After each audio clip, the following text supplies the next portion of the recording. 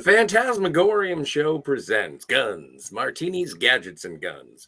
60 years ago today, the world was changed once again by one man, Bond, James Bond. He was back with what can arguably be called the definitive James Bond film. Today we celebrate Goldfinger. My name is Scotty R37. Tony is M. My opposite number is Cat is here. Tom Jr. Jackson is in Q branch, and Steve expects us to talk. Wait, no, maybe just die. Anyway, hi everybody, and welcome to the show. How you doing?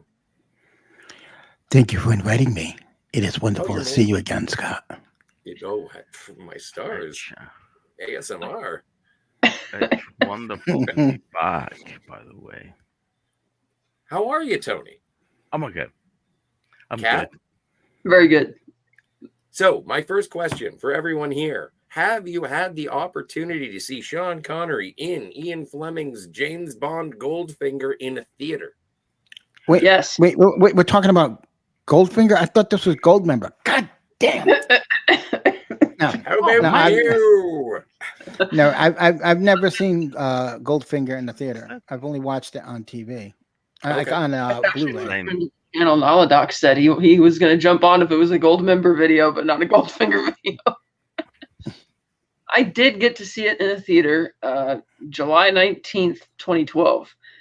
State Theater near, and I only remember that because that was the day before the opening of Dark Knight Rises, which I had IMAX tickets for. And it was neat going to the Goldfinger screenings. You had like 3 generations of like families and people bringing themselves there, like dads who brought their sons to see it in '64 were bringing their sons and grandsons back, and it was a really fun movie to watch because people weren't like laughing at it; they were laughing with it because you just see that wow, it's great. Some of the absurdities in it, but it's such a good movie. It is a great movie. But I was fortunate enough to see it in a theater. How about you, Tony? I was as well. I did get to see it in a movie theater, and it was the same sort of thing. It was chuckling along with the of its timeness that was so entertaining. What was it with the torpedo braziers? That was always something that I was just like, and I asked a guy, because I went and saw it with a guy who was like probably about 15 years older than me. And I was like, did they actually wear bras like that? And he was like, oh yeah. And I was like, okay, all right. Did you get to see it in the theater, Tony? I've seen From Russia with Love in the cinema, and I've seen You Only Live Twice in the cinema when they re-released. About 10 or 15 years ago, they showed. I think they showed all the Connery films at the Prince Charles. I think it was that, but I remember seeing, but I think Goldfinger sold out like almost immediately, so I had to go and see From Russia with Love, and You Only Live Twice. But it was good anyway. I actually have the audiobook and the book for Goldmember. Not Goldmember, Goldfinger. Goldfinger. Damn it. Which I got audio Goldmember on my mind. But yeah, the audio. I have a bunch of audiobooks for the Bond books. Yeah, And they're all done by different celebrities. that's I think right. one of them's they're like great. David Tennant, and then there's another one with he's in the Paddington movies. He's in the on Downton Abbey. Hugh Bonneville. Yes. Well, I've heard 2 audio versions. So yeah, I've heard I can't think, but the one I was thinking of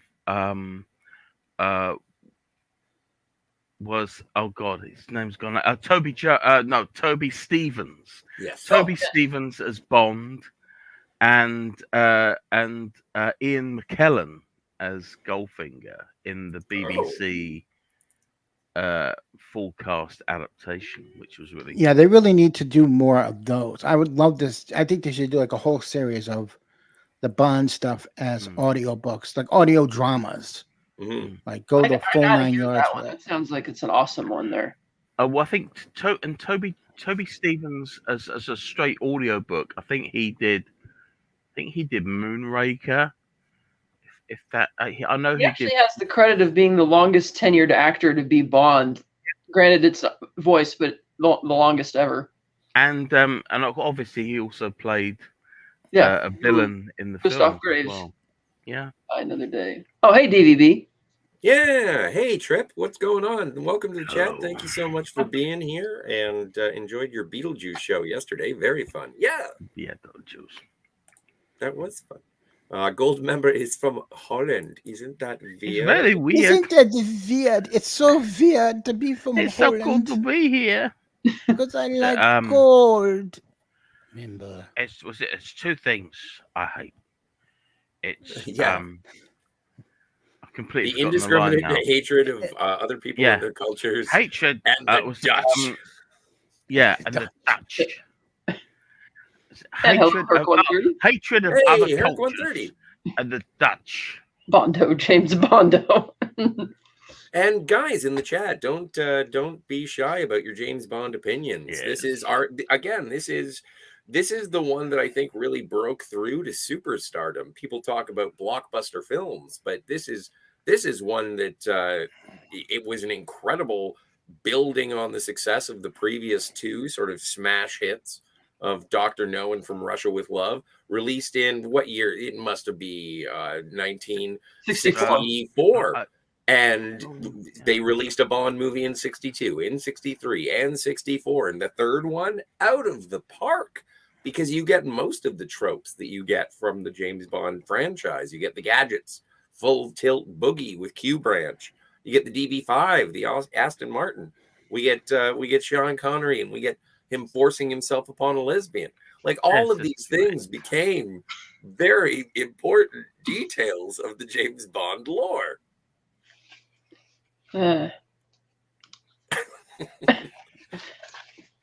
Greetings.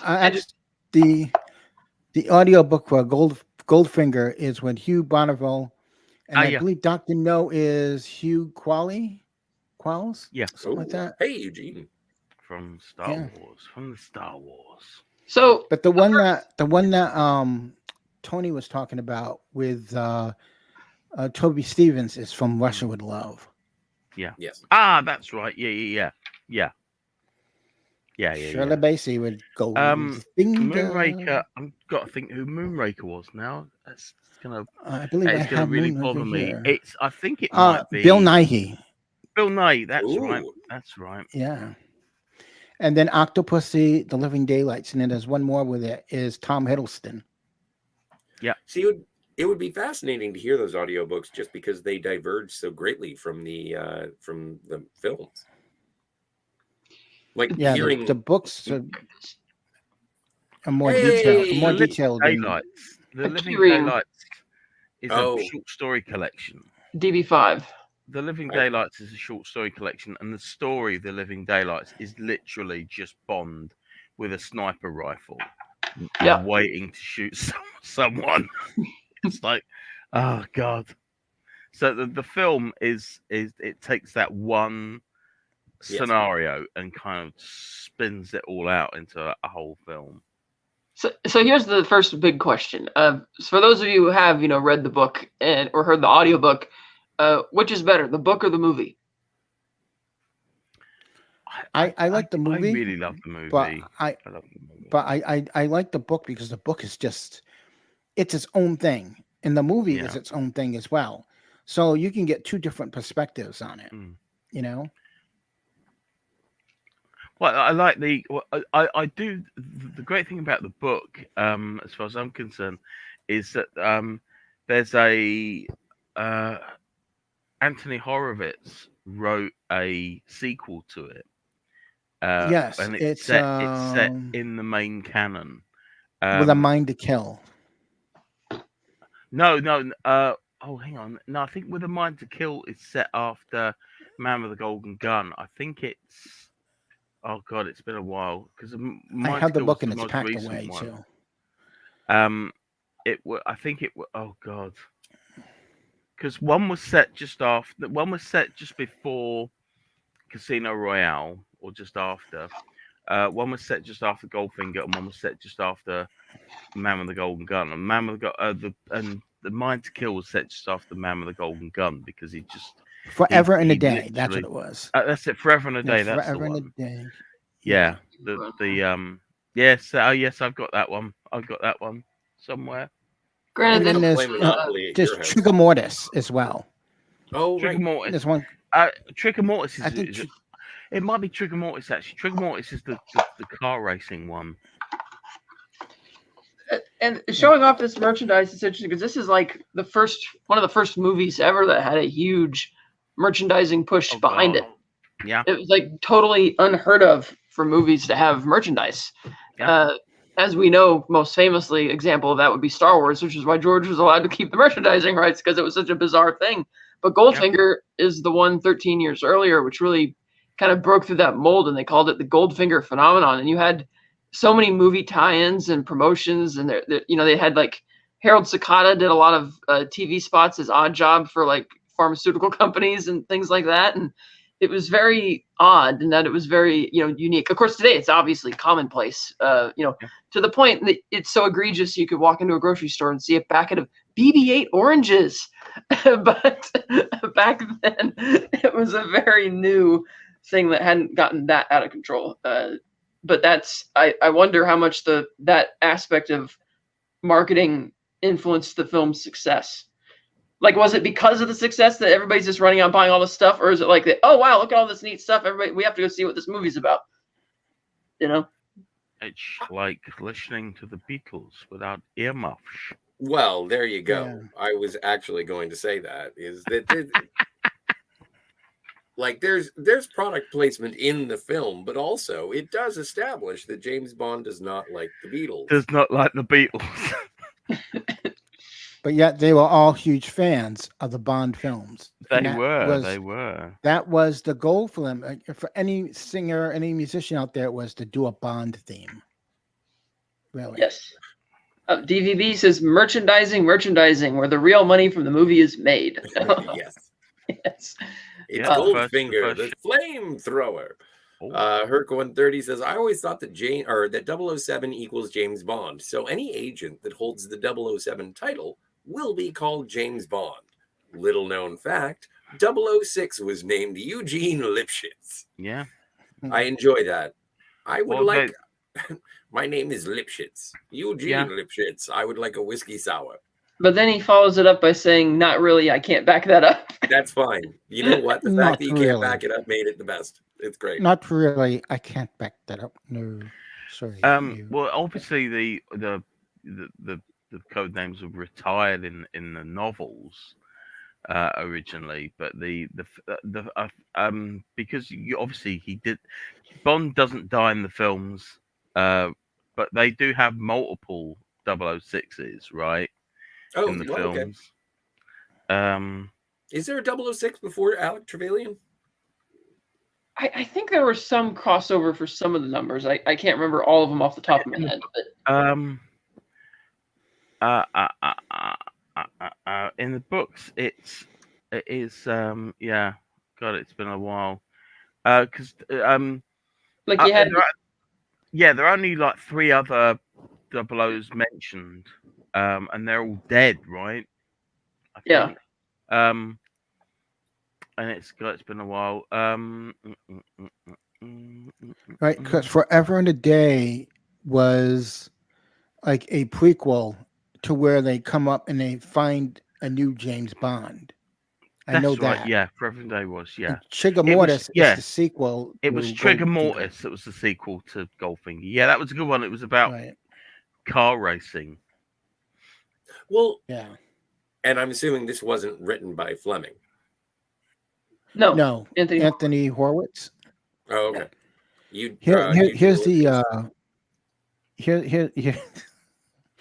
Here's what it says. The world's most famous spy, James Bond, has just returned victorious from his showdown with Aurora Goldfinger in Fort Knox. By his side, the glamorous and streetwise Pussy Galore, who played no small part in his success. As they settle down in London, the odds of Galore taming the debonair bachelor seem slim. But she herself is a creature not so easily caught. Meanwhile, struggling the superiority, for superiority between the Soviet Union and the West is escalating. In an attempt to demonstrate Soviet strength, Schmersh plans to sabotage an international Grand Prix in the hot zone of West Germany. And it takes place at the Nuremberg racing circuit. Yeah, it's 008 in Goldfinger. In the book, anyway, it's 008. And he doesn't even get a name. He's just called Bill. That's right. What were there? There was a plan for a sequel in the films to have. To pursue Galore back again, yeah. No, I thought they were gonna have like the twin brother of Goldfinger, and it was gonna be played by Gert Frobe again.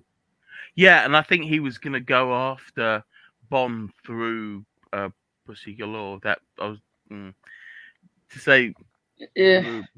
Yeah, I thought I have to say the whole name because going through that would be you just can't go well because of pussy. You just can't say it like that. Because let's face it, with Bond, it could literally be anyone. If you go, why are you going straight to pussy? It would take a long time. Just a kiss. I did hear that regarding the casting of Oddjob, the actor who played or wrestler or whoever it was that played one of Dr. No's guards in at the end of the dinner scene in Dr. No when they're beating Bond up, he found out they had the open casting call for Oddjob, and he wanted to play the part because he knew they wouldn't be opposed to him playing in another movie. And he started putting out all this self-promotion for a big boxing match or wrestling match that was going to be had between him and Harold, because he heard that Harold Sakata was nearing signing a deal for the role. And people are like, what? There's like is there a wrestling match happening? But it didn't end up happening. So Harold got the role, and then that guy ended up getting cast in The Spy Who Loved Me instead as the bald hitman who gets knocked off the roof. Oh, yeah, I like that guy. But I thought that was a funny story that he's trying to challenge Harold to a wrestling match to decide who gets the role in the movie. Oh, how many times have you bought this on physical media? Like, how many iterations of it have you had? Me? 2. Yeah. I've had the DVD that was in they released those sets in the late 90s on DVD where they didn't put them like actors' years. They just mixed and matched from each set from each era. And then the of course the Bond 50 set right up there. That I have. You can still buy that Bond 50 set, I believe, or one that's just like that in a white box, something like that, with a slot for. I've got the Skyfall Blu-ray set with the Bond white cover.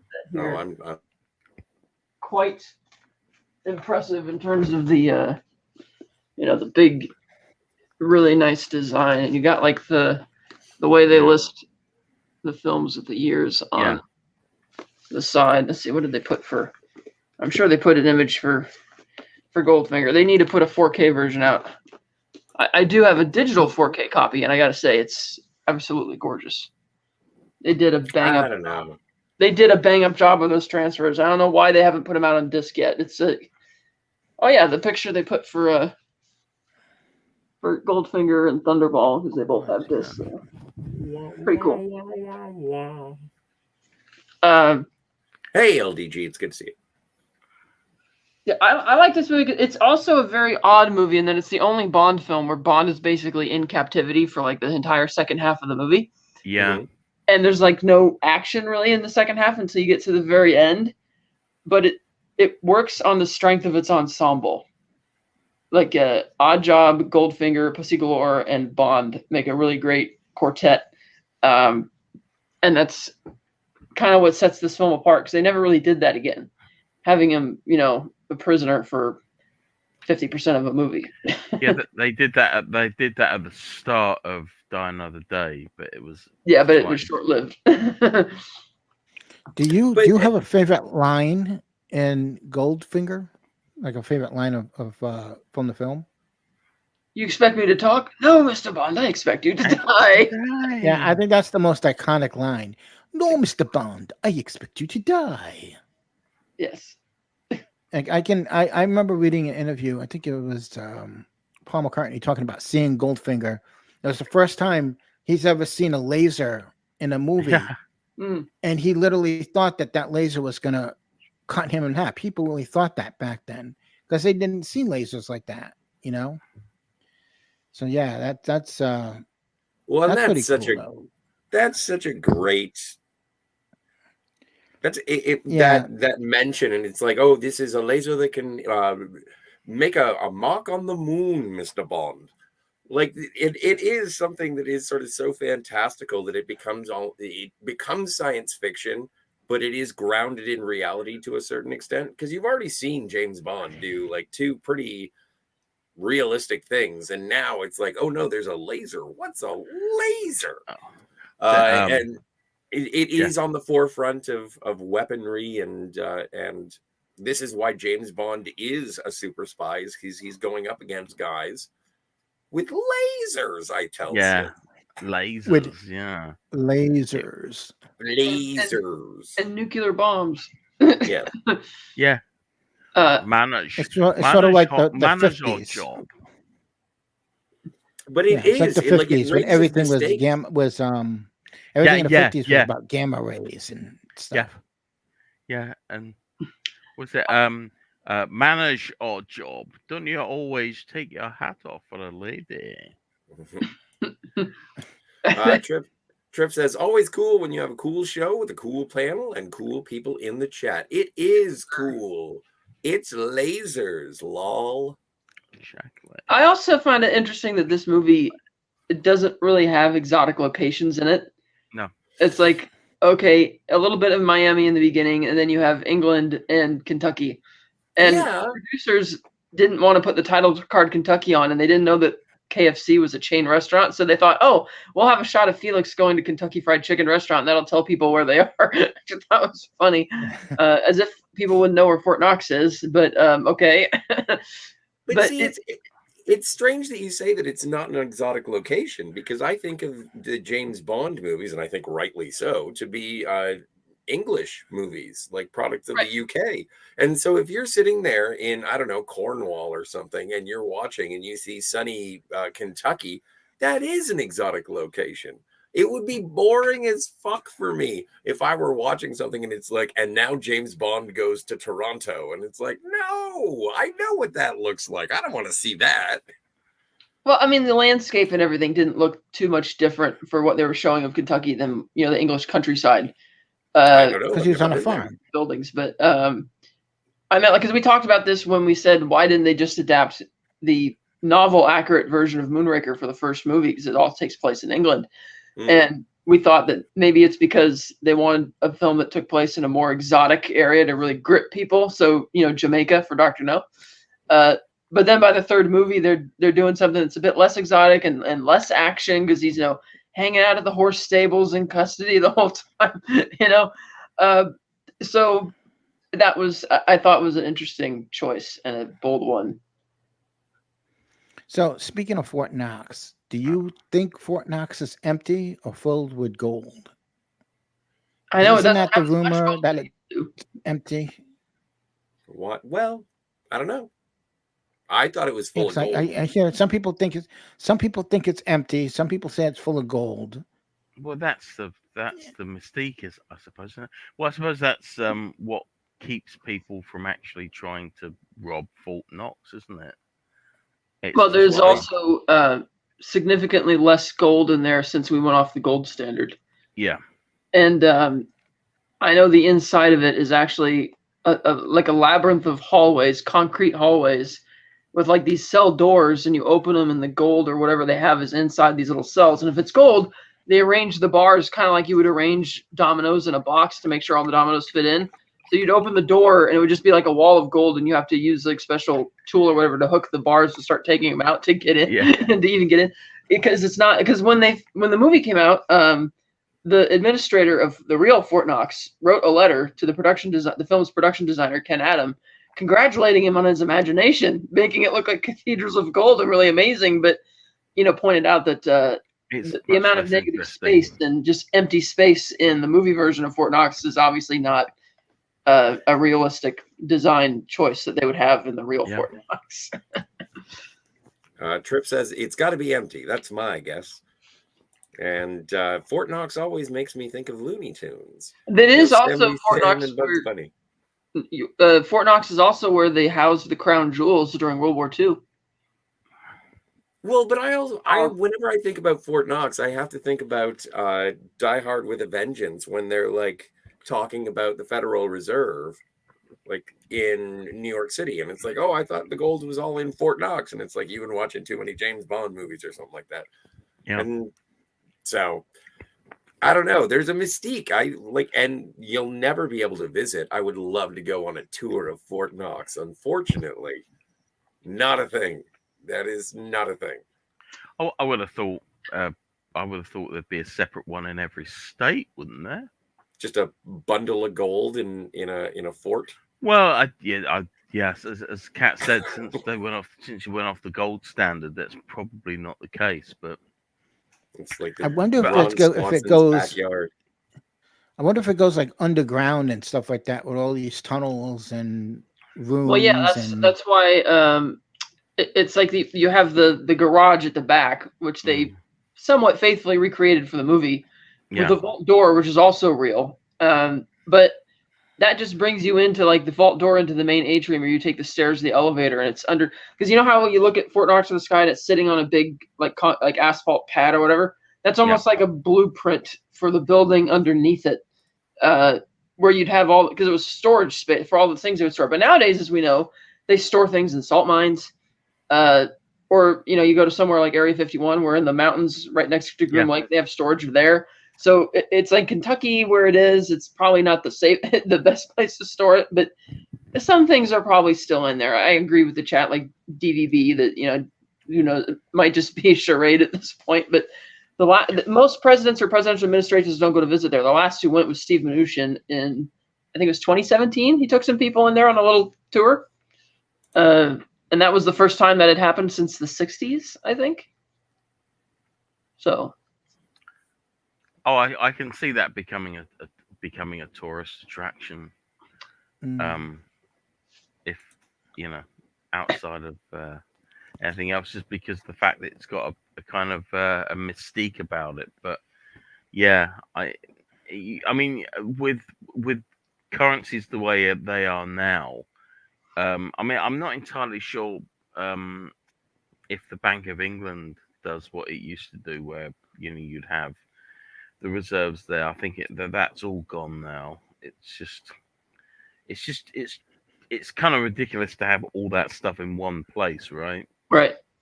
Well, that's like I was saying. They have things spread out. Like Utah has a lot of salt mines where they charge money to store all sorts of stuff. And then just other places around the country, but. Eugene, let's talk about a golden naked lady. You were shocked by that when you saw it. Yeah. Golden naked lady. The most striking image in the film. Yes. Makes the poster. It does. Jill. Oh, poor Jill. Jill Masterson. Oh, Jill Masterson. Now, I did look it up. You wouldn't necessarily die from that, but yeah. It's a movie, so it's fine, and it looks awesome. And I love how they introduced Oddjob in that bit, where you just see his silhouette as Bond is getting the liquor out of the cabinet, talking about how, when Jill's talking about the Beatles, he's like, no, some things just aren't done, like listening to the Beatles without earmuffs on. And that's when Oddjob champagne, chilled, room temperature champagne. Right. Yes. Well, and I do appreciate that in terms of the cinematography or the lighting, however they did it to show the passage of time. And you see Bond get knocked out, and then it is either later in the day or dawn or whenever it is when he wakes up. But I just love that. The warmth of the light showing the transition of time, I thought was fantastic. Affinity says, no gold now. US dollar has been a worthless fiat currency since 1973. And that is fried comedy gold. But the British pound is backed by gold, unlike the worthless US dollar. Hey, man. Well, it's not Canadian. Well, the UK pound is pound. Well, the obvious thing about pound sterling is it used to be a pound of sterling silver, but a pound of sterling silver now is worth what, £700. So the pound is worth £700, is worth 700 times less now than it was when they coined the name sterling silver. So there you go. There we go. I mean, it's not like someone's got money called a loony. Oh wait, they do. Yeah, we do. We do. In Both answer, the population and the currency. in answer to Eugene's question, no, I wouldn't cosplay as her. And I thought that was Because also you'd funny from a suffocate. narrative. Scott Get would. in suffocation. I also thought that But was Scott funny. would. I would. Oh, Scott has. Yes, I'm currently Scott is bottling now this and I'm under his painted clothes. gold. Sorry, Kat, you were saying. I thought that was funny from a narrative standpoint. That Goldfinger is like, yeah, let's kill her this way and leave my calling card. Let's tell everybody who Yeah. did this, who likely did it. Yeah, but don't forget, she worked for Goldfinger. Right, that's Yeah. my point. It's Like they're you gonna don't see you don't that- get let go from the company. The company let goes of you. That's what I I'm was- saying. They're it's- gonna yeah. figure it out. Yeah, it's like cheating at cards. If you're going to cheat at cards, make sure it's someone that make sure there's someone that can be traced back to you, and then paint them gold just to make sure. Just so they know. Oh, what's the name? What's the name of the bad guy in Quantum of Solace? Dominic Green. Yeah. All right, we'll throw him off the trail. Douse her in oil. They think we're into the oil. That was a striking image as well. Yes, Especially it was. with Jim the very Arterton. high res. Gemma Arterton, yeah. Yeah, quite a Went figure. went to the same Same with, college that I same went with to, Jill. just like 20 years later. Captain Affinity says maybe Fort Knox has the diamonds from Reservoir Dogs. Actually, when you in the briefcase in Pulp Fiction, when you open it, you see Fort Knox. That's true. Yes. Mm-hmm. But like, what are some of the? You've touched on the most quotable lines. Obviously, the song is iconic. The car, the gadgets. Well, I think this one has a lot more theatricality than the previous two films as well. Like, again, the golden lady and no, was The that Tom? model that ends up killing everybody. You know the Oh yeah. that model they Killing have it. with the Oh, No, the no, model, the, model, yeah. Yes, that was the Goldfinger real staff meeting. Yes. yeah staff that meeting where he staff unveils his evil plan, and then Pussy Galore's flying circus will spray that. Yeah. I'm still laughing at this point, but it's great. And Yeah, and then the yeah. of course Odd Job with the hat. It's like it's enough that Oh, he yeah, doesn't so talk. good. He just kind of like makes these. It grunting makes no sounds over. sense. That hat makes no sense, but it's Yep. a great. It's the scene with the where it slices off the head of the statue is just so great. Because I think, God, in the book, I think it's actually a person. I think he kills someone in the book with it to display it. But it's been such a long time since I've read. But the book. the other iconic scene is when they get rid of the guy and they bring him to the junkyard. The And car they crush crusher, him yeah. in the car. Yeah. And that was the real brand new Lincoln that they destroyed as well. Yeah, we don't really hear about that. No one really talks about that scene that much. It's only the only scene you hear about is Bond with the laser and Mhm. the girl getting painted gold. Yeah. That and Goldfinger in the plane. Well, and Yeah. also Okay. like, Yeah. Oh God. and that was I supposed- do really like the car crusher, but one of the big ones, like Honor Blackman. Like Honor Blackman left the Avengers to be in a James Bond movie, and then when they have that that barn hay tussle, and it is more explicit. I made a joke, sort of tongue in cheek earlier about her being a lesbian in the book, or at least more overtly written as such. And but yeah, no, Honor Blackman is quite the lady in this. Yeah, I she never left even the until I third heard season, I about wanna the say. theories. Yeah. It was the start, because the first season was. Well, it's kind of weird because it was Police Surgeon originally. It was Ian Hendry was the main character Right. originally, and then it became the Avengers, and it's Which, a by the way, crazy folks, if you have thing. not seen the original Avengers, the original British version of that show, go find it, watch it. It's a fantastic show. Yeah. I mean, it's got some really great stories for its time, and it looks like it's one of those shows that was done live. Probably wasn't, but it has that feel to it. You know. I did love the golf game between Bond and Goldfinger, and how Goldfinger is so petty, much like he was at the card game. It doesn't matter that he's a super rich guy; he's got to cheat at cards, and now he's cheating at the golf game. And let's have a little fun with Mr. Goldfinger. I love how Bond is just pretending to be. It seems. Oh, we're playing strict rules, so it seems you forfeit the whole and the match. And Goldfinger knows what he's talking about, but he can't really. He doesn't want to just say it, which is why it's funny when he's like, "We both know perfectly well what I'm talking about, Mr. Bond. Odd job, because I see you need more convincing. Odd job." And he goes like this and points. And I just think it's funny that when he throws the hat, it's like it decapitates this stone statue. But later in the movie, when he throws it at Tilly Masterson, it just cuts her neck. It doesn't decapitate her. Yeah. Can you imagine if they did that? Can you imagine if they did that back then and decapitated her? Yeah. For back then, well, they'd hide it. They'd hide the graphics of it.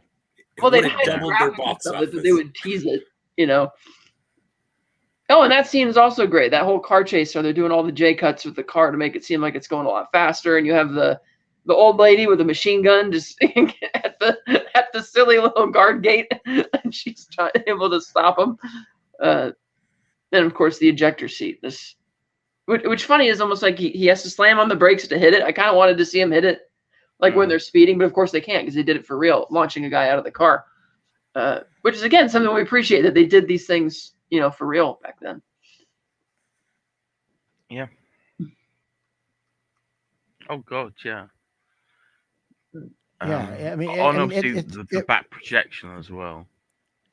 Yeah, especially when they're driving in the car, and you could tell nowadays you could tell it's projection. I'm sure back then people were like, "Wow, they're really driving out there." And I was going to actually ask Kat about that. What does that look like in 4K? Because I've not seen it in 4K. Is it even more starkly obvious that it's back projection? For that sequence, a little bit for some of the back projection, but the rest of it's like really good. Like especially when when they're driving through Austria, through the opposite. That scene is just gorgeous to look at in 4K, and I would love it if they went back to that location in a modern movie, looking at it with current high res cameras and how great that would look. But that whole, I love that Goldfinger pulls over on the side of the road and just like buying fruits from little kids at a fruit stand, and Tilly just being the terrible shot that she is. But yeah, certain effects, I guess, if it's more too blatant, because it holds up a little bit, because even though it's back projection, you're still seeing something that they actually shot. Whereas, say if it's CG and too bad CG, it looks really bad. Yeah.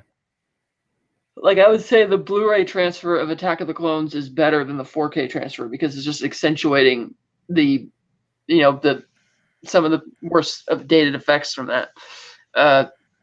But these ones kind of hold up pretty well, as long as it had a photoreal element in there to begin with. Yeah, and it is. I had to say I guess you would call it almost a static movie, where it just takes place in that one place for the majority of the movie. It's Goldfinger's lair, and it's a great movie, though. I mean, it really, you can't find fault in it. It just plays so well, and it doesn't feel long, and it goes through so smooth. And then you have these funny things, like when Bond is locked in the little jail cell under the horse stable, and he actually pretends like he's sneaking out or going down an elevator, and the guard falls for it. Yeah. It's like, you didn't really think that, did you? It's like, okay.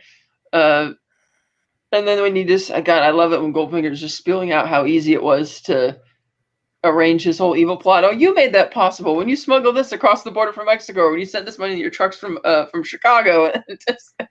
And he's just telling him all of this just for purely this. He knows he's going to kill him anyway, but he still wants to bask in his own sense of greatness because he wants them to like, worship the ground he walks on before he, sing his praises before he kills them all. Yeah. Bringing it back to that guard that just watches Bond disappear. It's like, how does the process go for hiring people to work for Goldfinger? Oh, you're oblivious to everything? Great, you got the job. You can believe that that someone can disappear? Great. We're going to put you on the cells. Yeah, and especially you can watch Bond. It'll be great. He won't be a problem. They also openly criticized the original plan from the book, which is that he was actually going to rob Fort Knox. And Bond is talking about the logistics of how that's literally impossible. And, of course, they made the change where he's just going to irradiate all the gold. And I thought, well, if that would actually happen in real life, then what would actually happen is that would just expedite America getting off the gold standard. Still cause a lot of problems. Yeah. But then, like, putting everybody to sleep. That was another thing. Everybody just falls asleep. But he wasn't trying to put him to sleep. He was trying to fucking murder them with nerve gas, the same way that he did it to the gangsters. Yeah. Thank heavens for Pussy Galore, which is something that I will never get sick and tired of saying. But it's like, thank heavens that she, was turned by Bond's masculine wiles. And to think that is literally how he saves the day in this movie. Yeah. Yeah. He does. James Bond does it through the power of doing it. It's fantastic. Like, and it is the icon.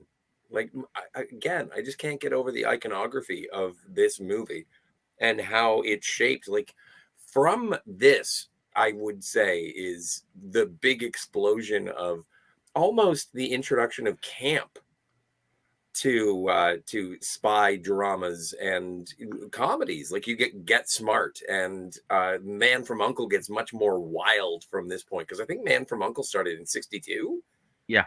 Around that time, yeah. And so, like, they all sort of exploded at the same time, but this one definitely sort of said, oh, okay, we have to have more. Like, this has to be a little bit more fantastic. It's not going to be sneaking around and tiptoeing. It's going to be a little bit more high kicking, high flying, larger stakes. Oh no, there are bees with bombs in them. I saw that Man from U.N.C.L.E. and I was like, yeah, this is a Goldfinger. Like, villains became more charismatic and exuberant. Like, this is like, there was the Dr. No capture and the explanation as to what's going on with the toppling of rockets. And then From Russia with Love was just about capturing a decoder. And then, hey, Daniel's Hot Topics. I love Goldfinger too, yo. And then this one was like, we're going to blow up a nuclear weapon in Fort Knox, irradiating. It's like, what are you doing? Yeah, and just the way, like, they introduced the Pussy Galore character, like a dream sequence. Yes. And he's like, oh, I must be dreaming. That's, again, great. And of course, the introduction of Q, and like, let's take something which is supposed to be a clandestine, actual secret agent, and just give him all of these ridiculous gadgets and tools that are not as conducive to being clandestine in your operations. This car, which has an ejector seat and can shred the side of a car and blow things up, it's totally not going to be noticed. Exactly, because Q branch in the previous films, it made sense, he was given the briefcase, obviously, in previous film, and it just had stuff in it that felt more like an actual spy, but he became almost a superhero. Yeah. Like, the biggest gadget in Dr. No was a Geiger counter. Yeah. And so now we've really upped the stakes. Oh, by dream sequence finity, it's like when Bond wakes up on the airplane and she says, my name is Pussy Galore, and he thinks he's dreaming. It does seem like a dream sequence that you wake up and that's what you're greeted with. Am I dreaming? It's the soft focus that What comes am in. I? Yeah, exactly. Right after he found out about Operation Denny's Breakfast. Operation Grand Slam. Yeah. Which is just... I'm sure someone at Denny's. Who are Someone you? at Denny's went, what are we going to name this? Well, I just watched Goldfinger. Let's call it Grand Slam. Okay, Oh that sounds man, great to me. the closest Denny's is so far away from me, but I am going to go as soon as possible, and I'm going to ask for a Goldfinger, and they're going to say what? And I'm going to say, "Bring me Operation Grand Slam," and then I'll be asked to leave. So watch for Scott on your next news channel. Exactly. To see Your him local being news in escorted Southern out of a Ontario. Denny's. Village Idiot is arrested Disturbing. for ordering the Goldfinger. I also liked that Pussy Galore wasn't really a bimbo like the previous two Bond girls. She's like having this great cat and mouse game with Bond the whole time. Like when she's trying to get him to get in the car with Oddjob, and he's like, he kills little girls like you. He's like, little boys too. Yeah. He's just not hearing any of what he's trying to say. And like when he keeps trying to taunt her about Goldfinger, he's like, yeah, he is quite mad, and she just kind of doesn't want to address it. Phil, Yeah, Black she's Phil just his Balver is pilot. in the chat. She's just a pilot, right? Yeah. Yes. Oh, Phil also prefers Goldmember. Isn't that weird? Yes, Eugene Bird. Goldmember's inspiration. Oh, you know what? The best part about Goldmember is that the movie that they make of Austin Powers' life is called Austin Pussy. Yeah. That's the best part of that movie. Daniel's Hot Topic says, I heard Sylvia Trench is going to make a cameo in Goldfinger, but since there was a director change, the cameo is canceled. Yes, I heard that too. Because she was Bond's living girlfriend in the first two movies. Yeah, I love Eunice Gayson. We lost her just a couple of years ago, and I think she's probably, after Pam Bouvier, probably my second favorite Bond girl. Pussy Galore's my favorite because I love it. She's like sassy. She doesn't take shit from him, but she's just really funny. And then I like how it's such a juxtaposition when Goldfinger, that type of badass type of attitude. But when Goldfinger asks her, so what are you going to do with your share of, the loot? And she's like, I'm going to go find an island to live in and go back to nature. I'm like, what? I just can't buy that, but okay. I love the fact that Bond just takes this woman who's working for Goldfinger and then automatically turns her to doing something good. Well, that's again, all of a sudden she's absurdity that it's just because they do imply in the movie, or do they imply? Because I know obviously in the book they make it clear she's a lesbian, which makes it even more ridiculous. Yeah, I think when she starts talking about the women that work with her or something like that, like how she introduces them. Well, sort of a way you having can an tell all-girl team, yeah. But weirdly, in the book, it's even more like a comic book because it's a team. He has a team of female pilots. It feels almost like it's kind of formation flying. It's so bizarre. Let's cut that down to one. Yeah.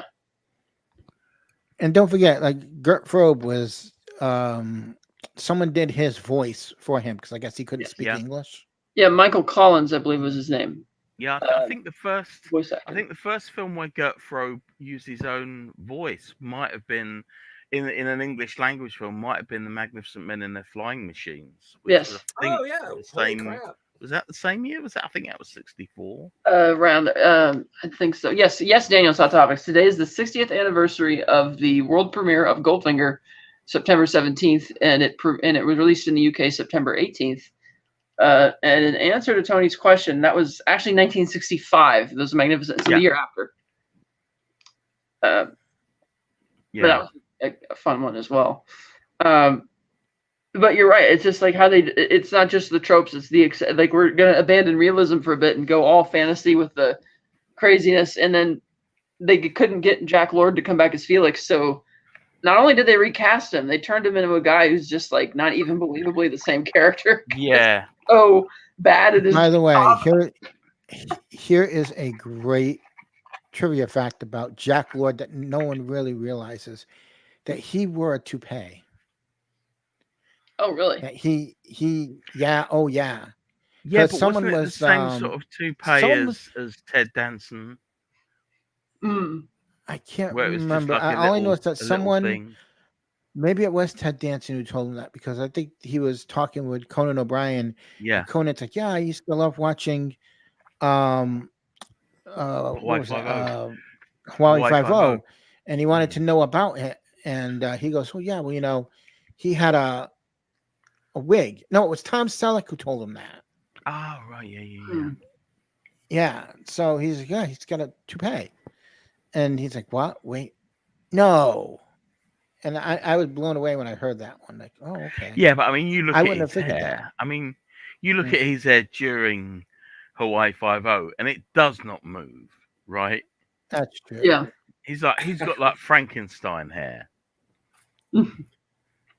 But he was Yeah, such an he's like epitome of running. cool, Dr. No, and then it's like, oh, we can't get him back, so let's just make him like a putz and Goldfinger. Yeah. And like Yeah, the pompadour. in his 50s or something, or 60, a lot older. Are you talking Yeah, about yeah. Cease Pinder? Yeah. Yeah, no, he's a Canadian. He was born in Cochrane, Ontario. I was just there this summer. Mm. Yeah, no, he's my second favorite Felix Leiter. But yes, he's no Jack Lord. That's for Well, darn tootin'. after David Hedison, Yes, obviously. obviously. Favorite. Jack Daniel's Lord's a close third. Hot Topic says Dr. No is my favorite Bond movie. It had the best locations and characters were awesome. Cool. Yeah, We Daniel. celebrated that film's anniversary last year for the American release. Dr. No, where the just a regular Caucasian who was made to look like no, a Japanese. Jew. He was a Jew who was Asian. Len Wiseman, is that the fella's name? Joseph Wiseman. I think so. Joseph Wiseman. Len Wiseman is the director. I always mix it up. Yeah. No, it's very interesting in terms of I guess they would call it yellowface. I did like, and kind of like how, I guess in a different way, you have Harold Sakata is, Hawaiian, but he's playing a Korean, his Korean manservant, Oddjob. Mm-hmm. And rather than having him speak, he just makes those grunting noises. Over here. It's like, okay. But it kind of adds to the charm that he doesn't. And not only does he have the hat, but he's like super strong. Like he grabs the golf ball, just squeezes it, breaks it to pieces. Like that's impressive. The smile as well. Oh, the smile is awesome. I love it in their final fight when Bond just chucks the solid gold ball. I think one weighed like 17.5 pounds. They were heavy. And it strikes him in the chest and he just stands there and it's like doesn't even not even fazed by it. And when he grabs that one henchman and throws him over the railing because he's like Goldfinger had to lock them in prematurely because of the CIA attacking and you could be a hero, I'm not. And Oddjob's not fazed by it. Yeah, I guess the circumstances just changed. I'm gonna die, but he doesn't seem to process that or he doesn't care. He's just gonna go along with it anyway. I love it. He's like, this is my job, and I'll die doing it. Well, in in the book, this is obviously a different change as well. It's a Blofeld. It's Oddjob that goes through the window in the book. I think, if I'm not mistaken, it's been and Goldfinger just literally gets strangled, right? Yeah, Goldfinger gets strangled. And I suppose I thought, well, that's not a particularly interesting way for him to go, is it? Well, it's funny. And I think, I think MythBusters went and did that thing about Goldfinger getting sucked out the window. I can't remember if they debunked it or not, but I remember them doing that. I think he would literally just plug it, right? He would literally just plug the the hole. Goldfinger's fat ass would have just plugged it. Yeah, silly Pooh Bear. Well, but it's also like when you have like that incident on that commercial flight back in January where the door fell off. It's not like everybody got sucked outside the plane because of the depressurization. That I heard of things like that happening with the stewardess on Hawaiian Airlines where the top of the plane ripped off and she went off with it because seatbelt was going with it. But because you notice how after Goldfinger gets sucked out the window, the Bond effortlessly is able to walk into the cockpit once the pressurization changes. Yeah. And that was an effect which doesn't hold up very well, where Goldfinger's like floating through the airplane as he's getting sucked into the window, but it didn't look great back then either. I did like how he does show up there as like almost like a horror movie trope where the monster comes back in the end. Whereas Odd Job, it was fascinating because they actually did that stunt for real, where they did Connery is actually electrifying the poles, and Harold Sakata did get electrocuted from that. To which Guy Hamilton, the director, is like, "Well, why didn't you say something?" He's like, "Well, you didn't say cut." It's like, great, that's dedication. Just to Tom's point, it's my job. I'm going to do it. He's doing the same thing, and he had burns on his hand afterwards too. Yeah. But lucky they were not using a very high voltage, so he lived. Taylor Swift, greater than Disney, Star Wars, and MCU, and Doctor Who, is here with a couple of waving hands. Hey, Matt G. Good to see you. Ooh, this is a Daniel's Hot Topic says, who was the best enforcer in a 007 movie? I love Oddjob and Jaws, but who would dominate the other? Also, Red Grant from Russia with Love was a great enforcer, and he almost killed Bond. And Bond only won by a hair. You know, until after Oddjob, I would say my next favorite enforcer would be Knick Knack. Oh, wait, what about Teehee? Monsieur. Stop it, Tony. You know how that tickles me. You know, if you kill him, all this be mine. All this be mine. But Teehee is a good choice as well, Scott. He was great, otherwise known as Butterhook. As far as who would win, if it's Jaws and Oddjob, I mean, Jaws is big, but Oddjob is pretty tough, as we observed, and very strong. So he could, I think he could win because he also has the advantage of the hat. Yeah, he's got range. You can't get close enough to Oddjob to bite him. Yeah, and it's like Jaws is tall, but he's not like, I don't think he's going to be strong enough to manhandle Oddjob to be able to bite him with his teeth. Still, as long as we're sort of off on henchmen, one of the most terrifying things that Jaws ever did was in Moonraker when they're in, is it in Brazil? And they're like, he's in the clown suit. That's great. Oh my God, that's terrifying. That's almost Michael Myers shit. Yeah. Speaking of Michael Myers, somebody named Mikey told Daniel's Hot Topics that Oddjob would kill Red Grant easily. I don't know. Red Grant was pretty tough too. Yeah.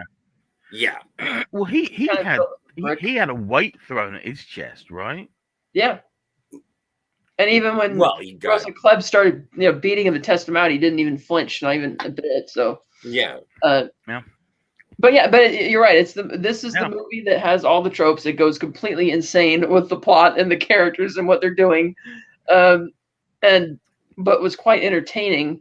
And it seems that in kind of like in the tradition that we find today, where critics like the more serious stuff and fans and average moviegoers love the silly stuff. Most moviegoers will say, and casual fans alike will say, Goldfinger is their favorite, whereas a lot of the critics and veterans of the franchise will say that From Russia with Love is their favorite. I don't agree with that statement, but which is why Scotty and I didn't do a 60th anniversary for From Russia with Love, because we're not exactly fans of that movie. You know what? You finish your thought. That is the end of that thought. Well, I just rewatched From Russia with Love, and I had a blast with it. And I think Goldfinger is a movie that I have seen so many times that I am fearful that I have almost worn it out. Yeah. And From Russia with Love is sort of in the same category as On Her Majesty's Secret Service, For Your Eyes Only, even The Living Daylights with my favorite Bond, Dalton. These are movies that I don't revisit very often. And when I watched From Russia with Love again, I was like, this is a Bond movie. It is great. Rosa Klebb. If you put From Russia with Love side by side with Goldfinger starts to look a little bit like Megaforce. Yeah, sure. in comparison. Well, that's the thing. I was watching a spy thriller, and then I was watching a superhero movie. Yeah. Like he I comes also out, like- he shows up, and he's got the fucking thing in the wetsuit, and he turns into the tuxedo, and then oh my god, shocking, simply shocking, and then it's like wow, Oh, like yeah, I forgot. everything. Yeah. Going to Goldfinger, like watching Goldfinger is like going to a concert. It Like is. all of the way through it, there's ups and downs. Like when James Bond is looking at things and it goes like ding. There's that weird ding throughout the movie. I think it's supposed to be Odd Job's theme, but it's like there is such it's an orchestration of a movie going experience. However, at a certain point, you got to sit back and have some vegetables. You can't just eat candy all day. Well, yeah, like when the CIA springs the trap at the end, and like you could have just ambushed them when they were at the gate instead of waiting for them to break all the way into the vault and put the bomb all the way into the vault. Because Felix says technically he's the one who defuses the bomb at the last second ending. Yes, and it was a good Well, change to. It was going to end at 003 seconds, but they're like, no, it has to end at 007 seconds. Yeah. yes. Again, iconic. Because It 7 is. seconds is so much further from 0 and 3. Daniel I Top remember Topics getting- follows up Oh, sorry. saying that, but Jaws is indestructible. He cannot die. I think he He's not a can. I mean, cyborg. he kills the shark in Spy Who Loved Me, but the shark is not as agile as he is. And On the cable car. the cable car, that's the right. cable So he car, is that strong. was He a just big needs to be able to get a handle on it. And going over the waterfall. Oh, that's right. He did, didn't he? I forgot about that. But Well, and Daniel I Top hate to Topics be, says, I but I hate to gotta be a say, downer on this one, but like Jaws didn't survive re-entry. probably not. Jaws and Dolly died. No, they did survive re-entry. They mentioned that. Yeah, I don't buy it. Daniel's Hot Topic says, I gotta say, Dr. No has the weakest enforcers. He has 3 blind mice who were easily murdered by Bond, including the driver, and then there was Professor Dent, who was easily murdered by Bond. Yes. I don't picture Dent so much as an enforcer. I think it was just that Bond kind of forced his hand that Dent had to be the one sent to kill him, but I don't think he would have been Dr. No's first choice to go and kill him. Yeah. We'll let the Yeah, spider do it, but now it's like, oh, you have to go. He was no Teehee. But that's true, because Yeah. they hadn't really thought of those things yet. This third movie is really Yeah. the one that puts all of that in I there. bet you if they were to do Jaws in a new film, let's say they wanted to use the character Jaws again, but do it in a whole different context, he would end up being a cyborg. Oh, yeah. Well, wasn't he in James Bond Jr.?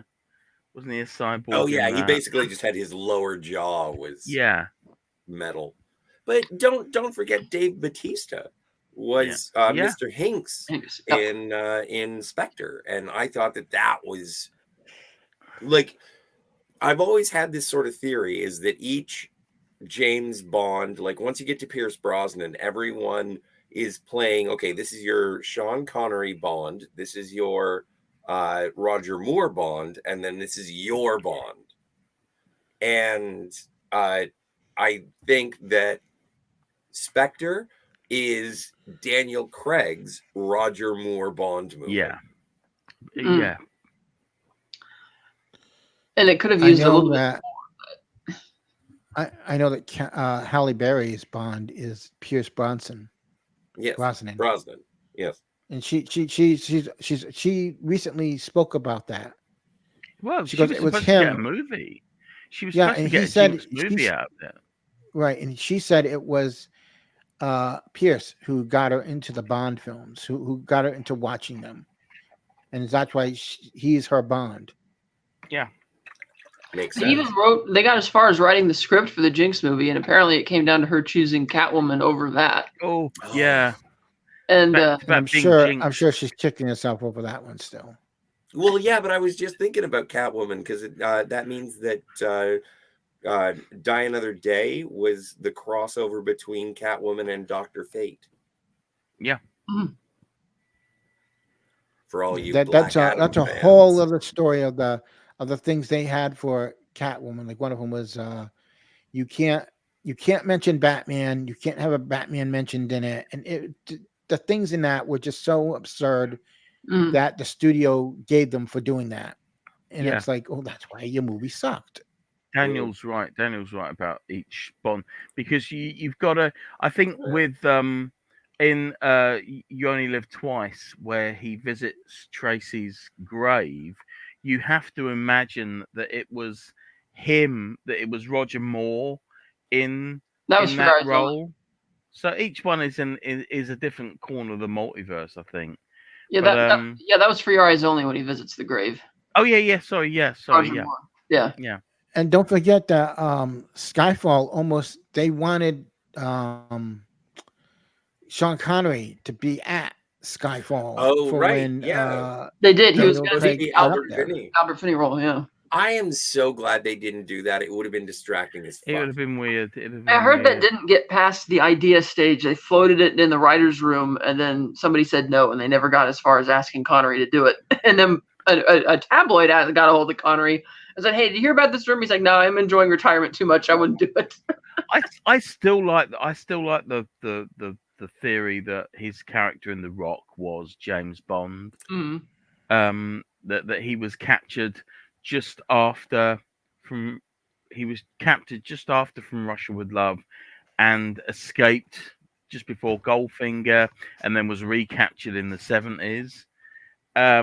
But also because comics can't use the likenesses of the film of the actors, I still think it would have been really cool to have to get Dynamite Comics or something to do a fill-in story where Sean Connery's Bond teams up with Roger Moore's Simon Templar, and then Connery's Bond gets killed and Simon Templar takes over as Bond. Nice. It's so good. But that's Tony. another great show, by the way, The Saint. Excellent Yeah. show. Those magnificent men and their flying machines. I knew I had it, but I was looking under the M's, and then I forgot that it started with a T. I've never seen this. This has got Gert Frobe. Terry Yes, Thomas. it's a whole ensemble cast. A lot of people in Holy that. Yeah, it's moly! great. I also thought it was funny that Goldfinger thought that he's going to kill the heads of all of these other mobsters Whitman. from 5 families and not have any repercussions for it. It's like, Yeah. no, they'll follow you and send somebody back to Austria or whatever to kill you, or London or wherever you are. That's going to be done. And I also liked the joke between M and Bond when M presents Bond with the gold bullion. He's like, "Can I take that with me, sir?" He's like, "No, you can't." It's like, really? You don't trust him and you're sending him out on the mission? Okay. Actually, I'd quite That's like enough for to you see two a remake of flirting. that. I like that like flirting. That's enough for you two. Yeah. More important things need to be discussed. You From obviously Bond didn't and care to play and golf. Moneypenny. Gold. Yeah. Delightful. Well, I'm going to Yeah, have a no. cigarette. I'll be back in a second. Yeah, no, yeah, there's some great interest. Unless you guys talk amongst yourselves, figure out if there's this is the funny thing. I love Goldfinger so much. I have talked about Goldfinger multiple times on multiple streams. We did a whole thing. I sort of double checked with it to see how sober I was, and I was relatively sober for that particular stream. Yeah. And it's just so fun, but it's also something where the cat doesn't want to listen anymore. That I don't know how much more I have to say about Goldfinger. Like I said, it's a movie that I've watched so many times. Like I do want to I'm glad that you're here, Tom, because I do want to check out those audiobooks. The radio play dramas. Those sound fantastic because it's a way to address the story in a new way. There are also books where they've taken the old comics of Bond and they've done whole things of them. Please welcome back to the show. The Daily Express. Welcome back. Well, the thing about ironically, when I said that the comics can't use the likenesses of the characters after Connery did Bond the first time, they actually made the Daily Express comic strip of Bond look like Connery for maybe 2 or 3 stories, and then they kind of went back to using a sort of generic version of Bond simply because of, there could be problems down the line, and there were. Daniel's Hot Topic says, would you like Timothy Dalton as M in Skyfall or No Time to Die? No, I think that'd break my immersion too much seeing another Bond actor playing that role. It's like, I don't mind the fact that they kept Judi Dench around for multiple eras, but when you see an actual Bond actor, I think that would just be a little weird. Yeah, a bit much. Yeah, it's like, well, wait, what Bond is M? Wait, what? What's going on here? Then I think going probably, back in my day. It's probably the reason that Toby Stephens couldn't do Bond in live action, but works perfectly well on radio.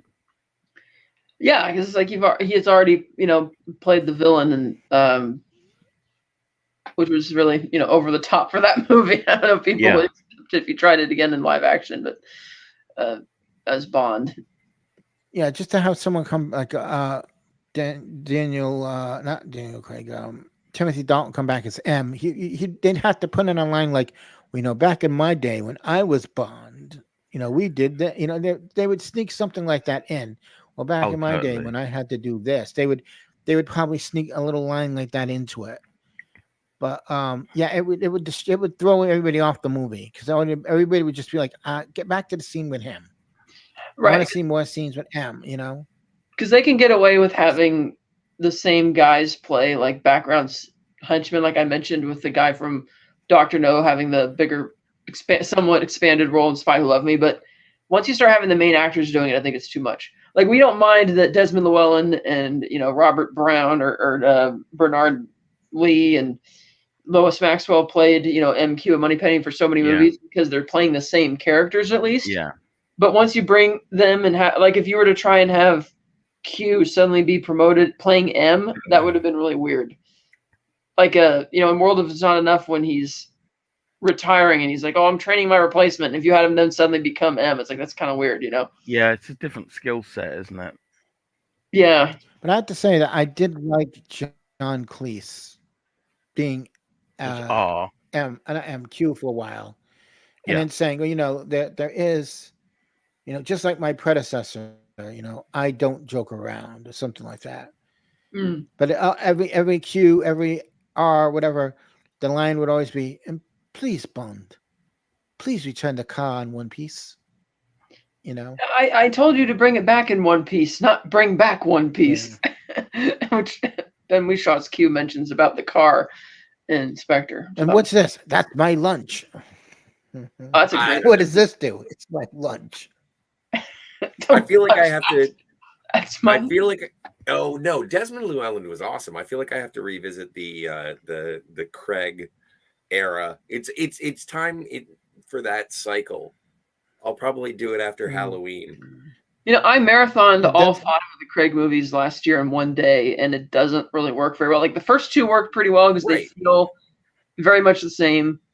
The middle 2 also feel very much the same, but very different from the first 2. Because they're both more slow, drawn out, like what I call postcard movies. Like every shot is just pristine and looks really gorgeous. And then the 5th one is kind of its own thing. But trying to marathoning it all in one day was a very weird experience. I feel like No Time to Die is like the season finale or the series finale of the Daniel Craigs. And so even if you haven't seen any of the other Daniel Craigs, you can just watch No Time to Die and everything will fit. Yeah. Yeah. But I've said it before and I'll say it again. It is one of my favorite things that has ever happened in James Bond history is that I wanted, and I called it before it happened, and I keep tooting my own horn about this. I just wanted to see James Bond die and then see the end card say, "Don't worry, kids. James Bond will return." Bond will return. Like, Daniel's Hot Topics. Would you have liked it if they went with the original plan and could have gotten Sean Connery to make an appearance and die another day? He could come face to face with Pierce Brosnan. Bond. No. Yeah. I don't remember that ever being a plan, but because I know they did have that little wall-breaking scene where R shows off all the other gadgets from the earlier movies. They're not trying to show them off; they're just kind of there. Yeah. But no, I wouldn't. want Sean Connery to be in there because of the same thing. It just kind of breaks your immersion a bit much. Like even when they had the gadgets were there because whatever, it's fun. We don't want you to think too hard about continuity. Just it's cool to see because they didn't recreate the gadgets. Those were the actual ones from their archives that they brought back out for that scene, which is why it's fun to see them. But no, I wouldn't have wanted. Why would they have the shoe? Why would they have the knife shoe? Right, because that's Rosa Klebs. I never understood that either. It's like maybe after he took it to keep saying, "Hey, you might want to see this." Like at that point, like James Bond was sort of like a wink and a nod to the audience as well. Like it was formulaic, and that I think that's why they went in a different direction. That it did get a little campy and self-referential. Like Bond movies were coming out at the same time as Austin Powers movies, and so they were kind of like rolling into the fun of it more in a Roger Moore way, as opposed to the self-serious. And I think it was Daniel Craig who said, well, we can't do all the goofy gadgets anymore because Austin Powers sucked that all out of it. Yeah, but also let's not forget this is the think tank that brought us the plot twist of Blofeld and Bond being half brothers after Goldmember. Yeah. Like I don't understand how that got past writer's room. Like how did that happen? I don't know. I don't know the slightest. Sam Mendes was the one. Unless someone went, well, Austin Powers can take our gadgets. Let's just take this plot from Austin Powers. But that works good. Yeah, it's kind of bizarre. I would love to interview Mike Myers and go, so tell me, what do you think about this plot from one of the Bond movies taking from Goldmember? I would love that. See what his response to that would have been. Yeah, I know that Daniel Craig was the one who wanted Q and Moneypenny to be in Skyfall. And because of that, Sam Mendes decided to make fun of the old gadgets when he's like, what, were you expecting an exploding pen? We don't really go in for that anymore. Because Mendes said he wanted to make a statement about what he felt the future of gadgets in the franchise should be. Like go in a less campy direction. And then they kind of walked that back in later in the other two movies. But so they were kind of, and Barbara Broccoli was the one who said we can't have the villain just reveal his entire evil plan anymore because Austin Powers totally made fun of that. And to her credit, they didn't. Like they don't do that in Casino Royale or Quantum of Solace or Skyfall or Spectre. Bond is the one who surmises it. Like Blofeld's very clever because in Spectre he doesn't volunteer any information. Bond's the one who kind of spills it all out and then and Blofeld merely confirms it. And then in No Time to Die, Safin never does say what his actual plan is. He just talks about his philosophy, which is admittedly things some fans complained about because they were confused, but you kind of piece it together. But yeah, they couldn't. I think they should stop worrying about what Austin Powers did because it wasn't that they were making fun of it in a mocking way. They do it because they love it. So it's like, they like letters in the Bond films. Right. It's like, go back to making fun Bond movies. Not that I didn't like the Craig era. I loved it, but it's like, make them like funner, zany, like embrace the fantasy more. Because that's basically what Bond is. It's a total fantasy. And Goldfinger is the perfect example of that. Yeah, especially in the 21st century. And when people keep asking that too, it's like, well, is Bond relevant anymore and blah, blah, blah. It's like, well, then make it, that's all the more reason to make it more fantastical. Not like Die Another Day or Moonraker fantastical necessarily, but like, Goldfinger or Thunderball or that type of stuff. Well, are they making any more Fast and the Furious movies? Yeah. Yes, there's one more coming out. Just as relevant. Yeah. Oh god. And it's iconic. It's like, I don't know. I am of a mind. And maybe this one, instead of going to space, they'll drive a car to hell. There you go. Highway to Hell. Ian Fleming's James Bond. Hang on, no. Nick Cage already did that. Drive Angry, right? Yes. Drive Angry. Yeah. And there was going to be a sequel to that one, too. And it sounded like a fantastic sequel as well. But, I think that the whole thing with Bond is just fun. It's fun to watch, especially the earlier films. But then if you really want like twisted genius, it was the media one. Tomorrow Paris Never Dies. Carver, I think. Elliot Carver, Tomorrow Never Dies. Elliot Carver, yeah, and I believe I just saw, maybe a week or two ago, they were talking to Jonathan Pryce about that, about his role in that movie and how much fun he had playing that role. He called it like one of those delicious roles where you can just be campy but still be evil at the same time, and he loved doing that. He was a So great yeah, Bond. like and I I thought, yeah, yeah, there's a lot of and there's I a wonder, lot of problems with that movie, but I love it. A lot, yeah. yeah, I but getting back to Goldfinger, Mhm. it is a product of its time. It really is 60s right there for you. Like right before Man your, talk. before your loving era. It's Yeah. very much that silliness of the 60s, you know. Oh, sure. But I had to say Well, it's almost like a time capsule. Well, they are all time capsules. It's like, for instance, in Tomorrow Never Dies, that Yeah. existed during a time when you realized you had to create a grand illusion to trick people into believing things. Nowadays, you can just make the most absurd statements as politicians and Yeah. like immediately debunk it. People will just believe it because it's like a cult-like mentality that you have going on. But Golden back then, Actually, you had to put an effort. Tomorrow Never Dies would actually work today even more, because back then you'd be like, no one could ever do this. And then you look at the way things are in media today, you're like, oh yeah, you could 100% do a guy like It'd be this. Sky And News people would be like, Australia. oh, well, yeah. yeah. Or I was gonna say, is it like is Elliot Carver? Is he Elon Musk? Yeah. He's He'd got be his Elon Musk media today, but I think platform and back he's trying then, to get to Mars. And it's like, yeah, no, that's not right, what and Elon that back does. then he was Rupert Murdoch, I believe. Yeah, yeah. Hmm. Oh, I don't think that James Bond is social commentary typically, but in that one he had tried to be. Hey, Canadian Spidey. Canadian Spider-Man. Well, it's not that they're social commentary. It's that part of what keeps the franchise relevant is that every single Bond villain's plan is in some way reflecting of what's going on in current events. Yeah. Yes. And that's kind of how it stays around. And at the time they made Tomorrow Never Dies, you had in the recent years, you had the advent of like the 24-hour news networks are really taking off. CNN like it started in the 80s, but then you had other ones like Fox News that just started around 95, I think it was. And then CNBC and the other stuff. 95-ish, yeah. Yeah, so it was kind of commenting on that, but nowadays you just use the media and can write a story and people will believe it. Back then, it's like Elliot's like, no, we have to put in some effort to trick people into believing these things. Yeah. Yeah. But I think it'd be really funny if Elon Musk just took a plot from a James Bond movie and then went, well, this is what I'm going to do, folks. And then you'd have some people going, what is he doing? And then you'd have half the people going, wait, isn't that from James Bond? It would go like that. People would be either confused or they'd be like, wait, isn't that a James Bond plot?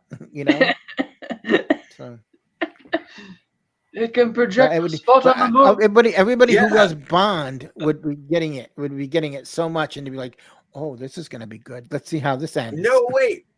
Okay, so can you imagine M bringing Bond into his office and he's like, all right, Commander, we have this wealthy industrialist in the United States and he's decided to launch a car into space.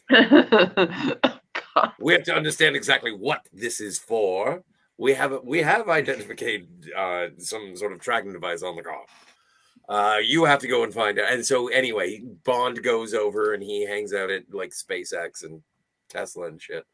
And then he meets a lady named Sophia Bush, let's say. Bambi Thumper. Like it does, like Pussy Galore, Sophia Bush, it's the same thing. I know Sophia Bush is a real lady, but whatever. Canadian Spider-Man says James Bond is better than John Wick, in his opinion. Oh, for sure, yo. Yes. Kimberly Ann Hart, not much on Bambi and Thumper. Well, this is primarily forever, yeah. It's good to see you, Kimberly Ann Hart. Thank you for being here. I love Bambi and Thumper. You know what? Diamonds Are Forever it's a pleasure of mine. And I was gonna say the strongest lady after Pussy Galore is Tiffany Case. Yeah, I think. I seen how strong Thumper is. So have I. Don't get them wet. If I you do put love them in the Goldfinger's pool, great speech they'll where die. Goldfinger's talking about mankind's greatest achievements in science and horticulture, agriculture, this and everything except crime. Yeah.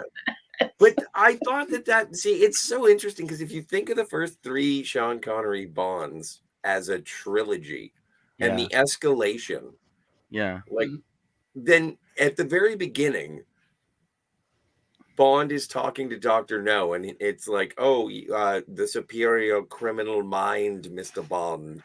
And it's like, well, the criminal mind is diseased. And then you get to Goldfinger, and he's like, oh, the achievements except crime. But the criminal mind is diseased. And so I like that sort of balance. Like, if you look at it as a trilogy, and I do not really care for Thunderball. I think that You Only Live Twice is kind of bloated. And it really doesn't pick up steam again for me. And this took a while to figure out. Was On Her Majesty's Secret Service is actually a reinvigoration of the franchise. But I do think after the first 3, the Connery ones kind of feel a little humdrum. Well, I like Thunderball. I just don't like the first 40 minutes of Thunderball.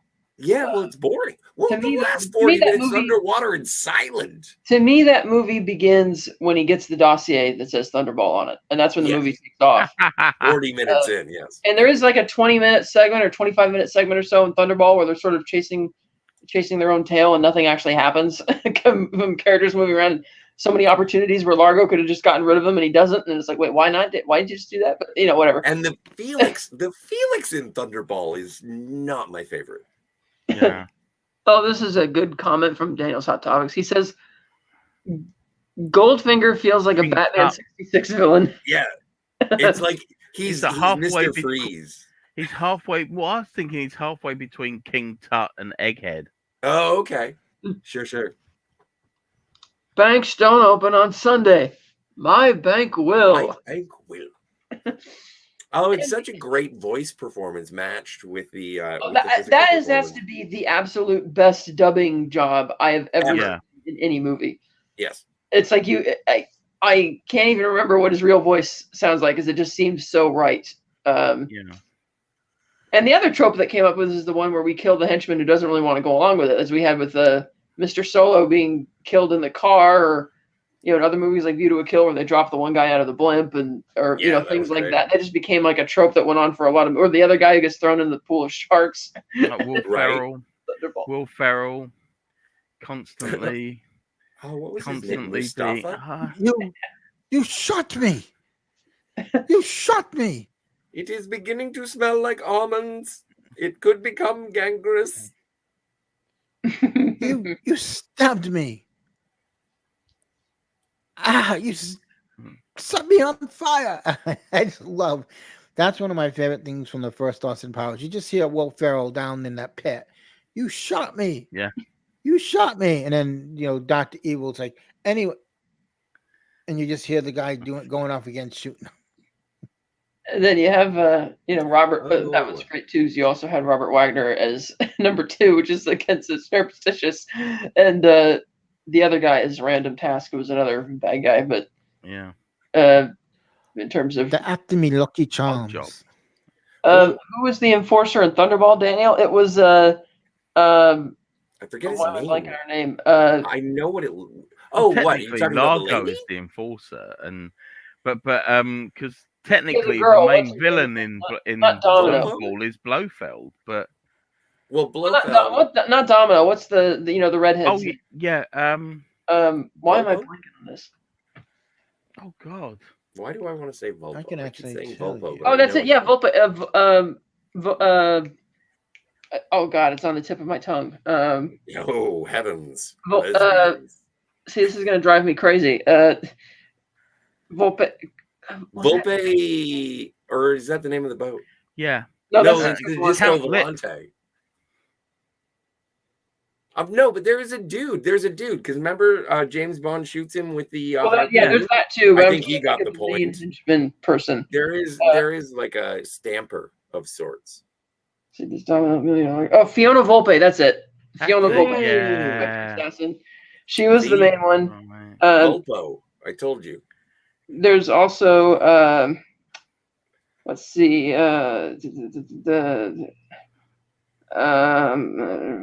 Vargas. Vargas is the guy who gets shot at the tree. Vargas. Spear gun. Totes. Oh my. Kim says, pins thumper near the wall. I'm a lot tougher than you think. Well, that is, yeah, no, I totally. I'm just trying to remember if Thumper was the black girl or the white girl. Was Thumper the black girl? I can't remember. I thought she was. In Diamonds Are Forever. Daniel Yeah. Saw Topic says, I think Blofeld killed the enforcer from You Only Live Twice. Remember, Blofeld made the guy fall into the piranha water. I thought it was. But he dropped panda the. water. No, it was a lady that he dropped into the water. Right. The one who It was decided to show like the foreign investors that he was mean. He meant business. Yes. But yes. Well, I don't know, guys. Are we sticking around? What's going on? I was curious if we wanted to do final thoughts or if there was anything else you wanted to add. I believe I gave final thoughts. Awkward stare. What? Awkward Yeah, moments. Exactly. Touch my I glittery do find ball. it funny that at the end of the movie, Pussy Galore kind of gets what she wants, and that she ends up on an island, a private island, away back to nature, except just for the thought. Well, and we did talk about the homage in Quantum of Solace when Strawberry Fields gets oiled to death with instead of golded. But one of my favorite homages to Goldfinger is the end of GoldenEye, because they pretty much leave off in the same situation as Pussy Galore and Bond as it is with Natalia and Bond at the end of that, and they're in a field, and then the joke is the helicopter drops down and whatever. But I thought that was a nice sort of callback, especially in a time when you're trying to sort of reinvigorate James Bond, but make it so that you're referential to the past. Another trope. I believe now they would call them member berries. Another trope they had is Bond makes a clever statement about what happened to the villain. Where's Goldfinger playing his golden harp? Or things like that throughout the franchise. Yeah, Bambi was the white girl and Thumper was the black girl. Thank you. Do you think that when they did GoldenEye, if let's say the main character, the main villain in that turned out to be some sort of relative of Aurora Goldfinger, would that have worked? Would that have been too much like, okay, we're trying to what's the word I'm looking for? We're just trying to dig from the well. Well, if it's would you wanted to see something like that? Well, if it's GoldenEye, they're doing it and it's not the same, franchise. It's a different continuity or whatever. But what if it turned out that Goldfinger had a son or something like that who end up? Well, no, you know what? I think I just answered that question. Well, it's kind of like they kind of did another version of that in the Die Hard franchise, where in Die Hard with a Vengeance, they revealed that the villain is the brother of Hans Gruber. It doesn't really mean anything. I mean, it's there to justify why he's picking on John McClane so much, but that's really all it does. It doesn't really have anything else to do. But you know what? It hit me because of Bond, and then how far back that movie was, and I'm like, no, that wouldn't have worked. See, and I think that's why when they wanted to bring back Sean Connery, someone even said that. So what we'll do is we'll have him as an older Bond be there, and someone probably went, no. It doesn't work. It wouldn't. Yeah. Well, it is something where I don't like that direct callback when it comes to James Bond, because especially now, you couldn't do it now. I'm glad that they avoided it throughout the first 25 or first 20. And then obviously the Daniel Craigs are unto themselves. Yeah. But like I'm glad that they never resorted to, oh, Knick-Knack's back. It's Knick-Knack, Paddywhack. Give a dog a bone. Yeah. Like I'm glad that never popped back. Like there was no Wrath of Khan. The only consistent recurring villain was Blofeld. Well, and even that, like when it's Charles Gray as Blofeld, I'm kind of bored. Well, they did basically bring back Dr. No in No Time to Die, because there's the line in there where one of his henchmen says, the next shipment's on the dock ready for pickup, Doctor. Nobody calls him a doctor, and you can't see him talking because it's so dark in the tunnel. I guarantee that was going to be what it is, because they kept teasing that in the trailers. And Rami wasn't very good at trying to hide that during the marketing, so they must have changed their minds very late in the movie, wisely, I would say. And yeah, because looking at his lair with the ponds in it and all that stuff, that definitely was 100% homage to Dr. No. Oh yeah, and then you have the mask, circular roofs with the crossbars in it, and the same kind of thing, and because they're just two completely different type of characters psychologically, which is why and backstory wise, which is why it's good they didn't do that. But do you have the masks handy? They're over there. I could bring them over if you want me to. I love seeing the masks. You got the coolest shit, yo. That's true. So how about this? So there are 45 Bond books, and the majority of those are written by other people. Yeah, John through Gardner, Ian Raymond Fleming. Yeah. Would you like to see some of those books be adapted into the films, maybe? You know what? There's so in the John Gardner books, there is an arc where it's so basically Blofeld's dead, and it's nice. A new guy takes over. Rattani takes over. I think his name's Rattani, and it's Rattani and Blofeld's daughter. And there's this sort of 5-book story arc, which might be quite interesting. But I don't know. I think it might be a bit late to do that now. Now, Cat looks like Jerry Hall and Batman with the after the by the Joker. But Jack, no, that's I thought amazing. we were going out. They say this is an exact cast, but I could tell it's not. The shape is a bit different, but it's still really rad. It's really rad. Both of these are very rad, which is why, and they're heavy, which is good. They're very sturdy. One of a limited number, actually. I can't remember how many they made. Let's see what it says here on the. Makes you want to stick one like in someone's window in the middle of the night when they wake up in the morning to open up the shade. Sure. There it is. It doesn't say how many they made, but the complete one is number 430, and the broken one is number 433. Oh. You think that's all many, but here was something I think I showed off on. Oh God, I need to dust these cases. It's been a while. Sorry, Kat. I just have to ask. I know we've been streaming for about an hour and 40, but are you dressed like the caddy from Goldfinger? It's the closest I could get to a golf uniform. Okay. I'm just checking. No, obviously you missed that bit of information. This is her close to a caddy. Hey, little Nelly. Yes. Oh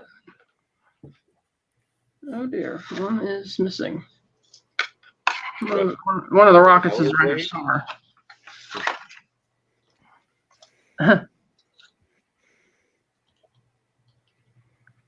I'll have to find it. Oh, it's in there. That's good. So yeah, I think I gave Goldfinger a 9 out of 10, if not a 10 out of 10. I think in my original review. I think 9 Martinis. Yeah, it's very much like a 10 because it's a fun film. It's very classic. It's iconic. It's just one of those films where you can just put it on, and as I said, it flows evenly, and you have a great time with it. It's a great rainy day movie you could throw on and watch with popcorn. Yeah, for sure. In fact, I'm going to do that after we finish here because I'll watch it today for the anniversary. And with Tony's time zone, it is actually now the official 60th anniversary of its UK release. Because that was back in the day where they used to do the premiere the day before the movie would come out, as opposed to like a week earlier or whatever, like they do now. I'm pretty sure they didn't release it at 5 a.m. Oh, yeah, it's true. Sure they did. No. But we just got to believe. Get in there early. Yeah, I would just say that this is one of the most important action movies of all time. One of my favorite movies of all time. And it's one of the reasons why whenever I say, who is your favorite James Bond? It's like, you can't say Goldfinger. You can't say Sean Connery because it's obvious. Like whenever I ask, who's your favorite Bond? There is only one correct answer. It is Sean Connery. Sean Connery is James Bond. But if you can't say Sean Connery, who is it? That's how I frame my question every time I ask who someone's favorite James Bond is. And is that when you get slapped in the face?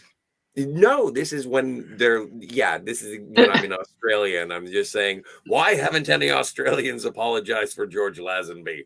And then I get kicked in the nuts and thrown out of the bar. But yeah, like this is the iconic James Bond movie. This is the one that I think that if I say James Bond and this isn't the image in your head, I'm like, you don't really like James Bond. It's fine. Yeah, so Tom gave it a 10. I gave it like a 9 or a 10. And then Scott, what did you give it? A 10? Sure. What did you give it, Tony? I'll give it an 8 or a 9. 8 or a 9. Okay, yes. Yeah. No, I like that. And Scott, would you give it a 10? Sure. I think so. Sure. You just you just tell me what you think I gave it, and I'll go sure. Exactly. Spider-Man says that Rowan Atkinson is his favorite Bond. That was Johnny English. You know what? I have a copy of Johnny English on DVD. I've never seen it. I like those movies. Right? Oh yeah. The first one's got Kylie Minogue in it, doesn't it? Or is it? Yeah. No, the first one has Natalie Imbruglia. Natalie Imbruglia. Yeah. Okay. They're fun movies. I like that. Yeah, we'll do an anniversary show on the Johnny English series soon. You want to come back for that, Tom? I'd be up for that. I'd be up for a whole Rowan Atkinson retrospective. Oh, I'm in. Yes. I loved his Doctor. So my favorite scene from the Bean movie, and it's my brother's favorite too, because I took him to see it at the movies, is the Mr. Bean fixing the indoor ride, like that roller coaster ride, and he's like, because the first time he's riding it, he's just sitting there and he's asleep. Then he goes and he messes around with it and he goes, brace yourself. And the guy's like, what? And you just see people flying over the seat. Like this, people like are afraid, and he's just laughing like, like nothing's happened. Yeah. Well, it'd be my excuse to sing the "I Love Trucking" song. Kim in the chat says, I saw James Bond movies on ABC. Now, I'm assuming that's the Australian Broadcasting Corporation because it's got the little blue square. But I remember seeing an interview with Tom Hanks on Oprah, and he would talk about the best thing in the entire world you could do as a kid, or when he was a kid, was his favorite food was mashed potatoes. And he loved watching the Sunday night movie on ABC. And if it was a James Bond movie on Sunday night after his mom made him a big bowl of mashed potatoes, best night of the year, better than Christmas. And I always remembered that story. I loved it. It's great because I love mashed potatoes and James Bond too. I love trucking. I love trucking. I love trucking, and I love to truck. It is a fantastic movie. It is quite funny and has all the tropes. And very important action film. I agree. Connery continues to prove that he's the best Bond. I think so. Yep. I think so. It's the Diamond Jubilee. What do you know? Or Goldfinger. It's just that he was. I mean, I think Dalton came close to how cold he could be. And I think Craig did a good job, but it's like there's something about Connery where he could just switch it on and just become this brutal killer, Oh yeah. and then Like when he killed switch Dick. it off again and just be and as if it's just his job. Yeah. And Yeah. don't forget that right before he became Bond, he did the Darby O'Gill and the Little People. That's true. And Yeah, it's that was because of Walt Disney, he got the part of James Bond. He goes, oh yeah. no, I Yeah. know this guy. You need to hire him. And that's You one of know my what? favorite Connery movies. It's Darby so O'Gill. disheartening, Tom, in the modern age, and you have to agree with me because, like, I appreciate Darby O'Gill and the Little People, but that's the new title that took hold after Hell political Drivers. correctness because it used to be called Darby O'Gill and the Midgets. So, what do Yeah, you that's think true. Yeah. of the name change that occurred in 1997 when they were like, "No, you can't say that no more." Well, of course. I mean, he was in. Have you ever seen Darby O'Gill and the Little People? Well, yes, I have. Yes. Oh wow, I've never seen it. Cinematic Universe Ultimate says, "Well, wait, this isn't a review of Goldmember. I feel cheated." Well, I What was the gonna fuck, say, everybody? that Every weird? time we bring this up, everyone, all of the Goldmember fans, we have to do a review of Goldmember soon. I Sean think. Connery was in Hell Drivers in '57 with That's right. two other potential Bonds, Stanley Baker and McGowan, and of course McGowan turned it down because he was very much a family man, and didn't want to be kind of linked with that sort of lasciviousness. But I think Baker would have made a really interesting Bond actually, but never happened. Right between the first Bond movie and the second one, Sean Connery did another film. It's called The Hill. Oh yeah, I Yeah. have it. Sidney And Lumet. it's a fantastic film. It's like Sean Connery, Ozzie Davis. It's a really amazing. great film. It really just it encapsulates you. Yeah. Just the way it's done. and It's stuff. kind of And the like a more ending to it. realistic version of the Dirty Dozen. Yep, there you know, it is. Sort of prison camp. Yeah. Yeah.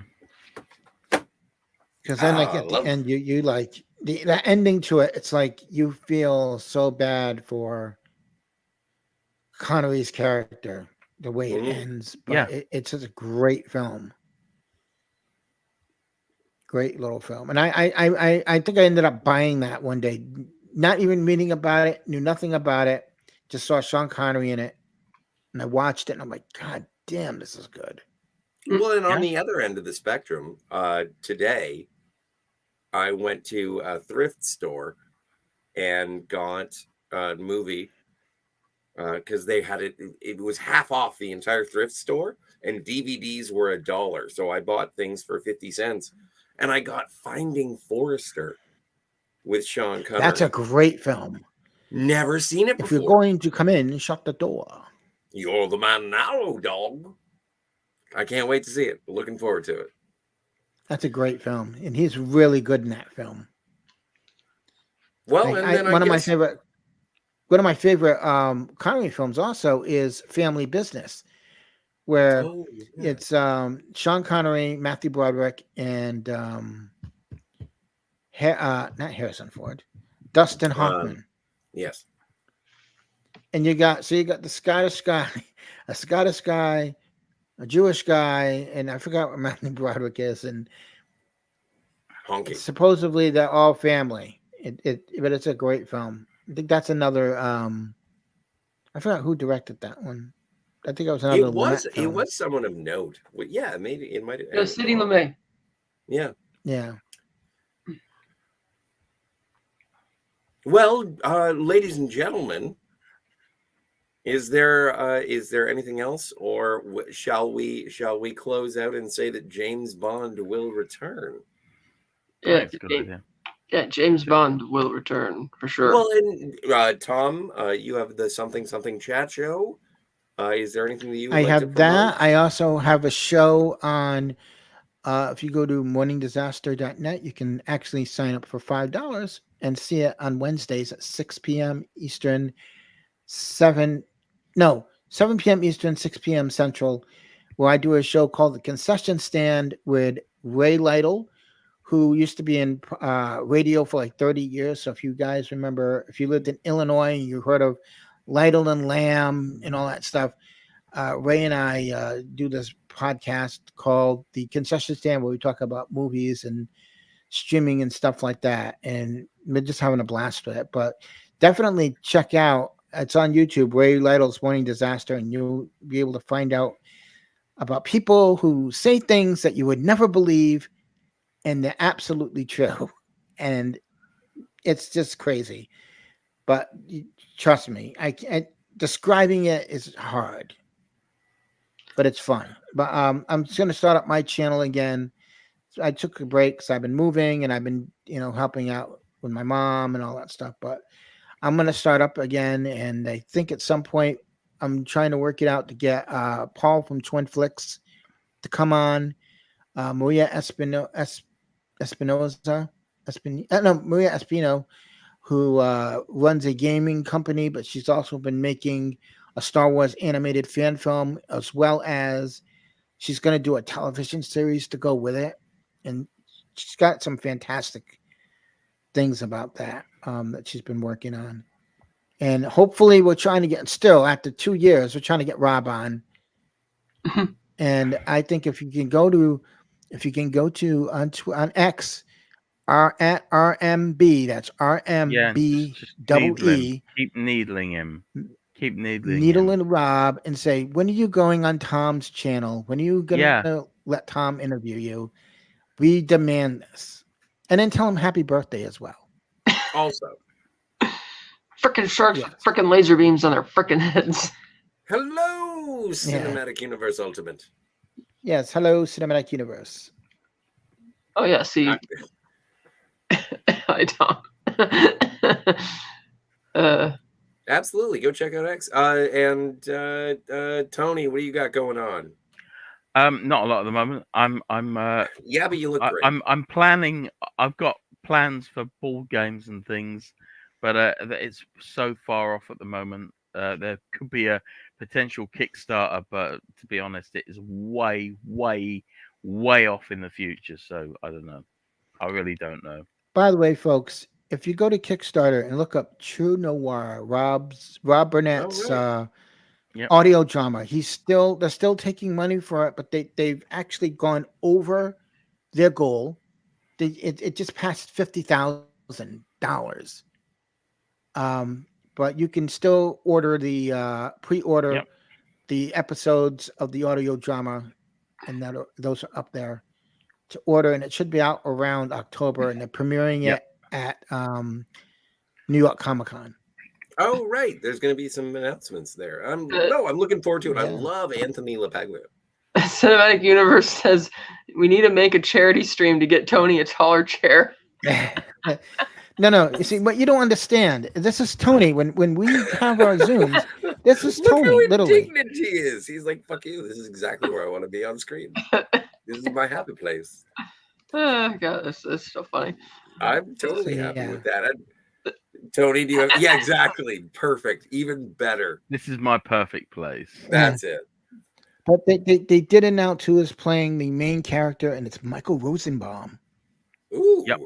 Oh. Who's playing Nathan Inside Heller. of you, Michael Rosenbaum?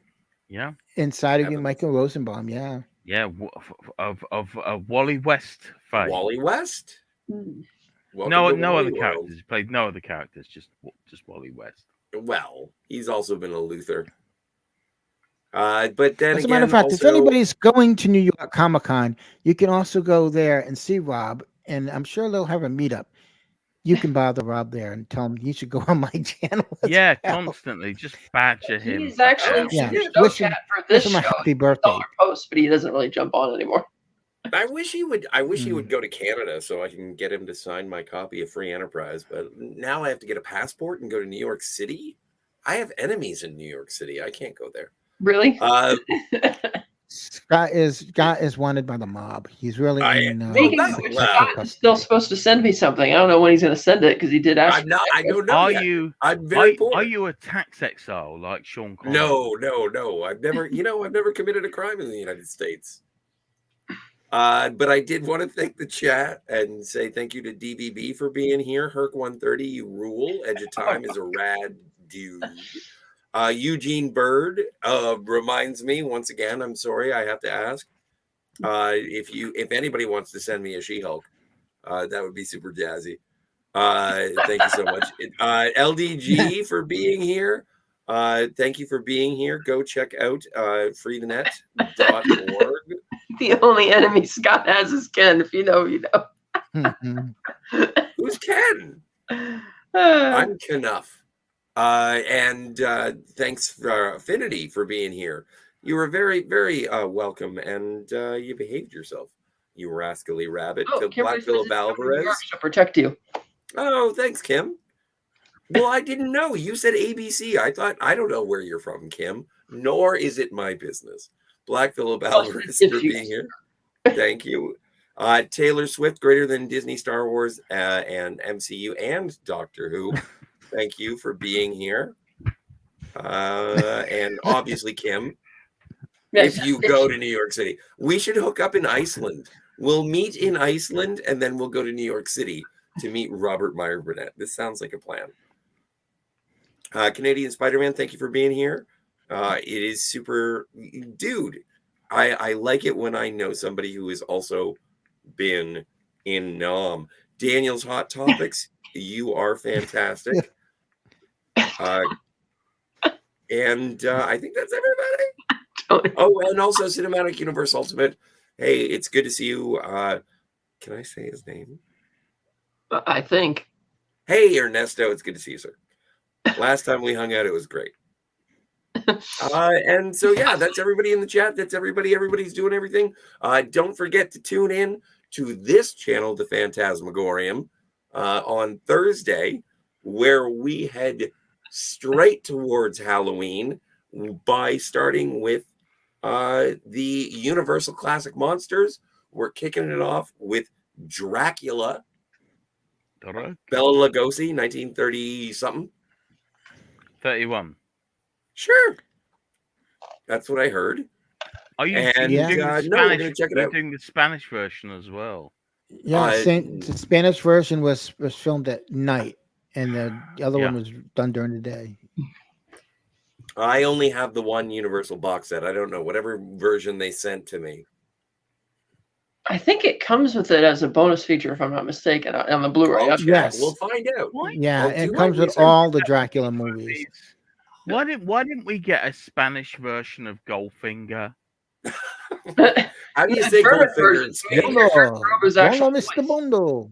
Oh, that was funny because Guy Hamilton was told before he cast him that Gert Frober spoke perfect English. And after he met him and he greeted him with basic English greeting, and it was fine. And then he realized he didn't speak a word of English, but they liked him so much they kept him anyway. Yeah. And he says apparently the footage is there where he says all his lines in German when they filmed on set. So I would love to see that and what that would sound like. I wonder if they just kept his German voice for the German version. But it's so weird that they managed to make the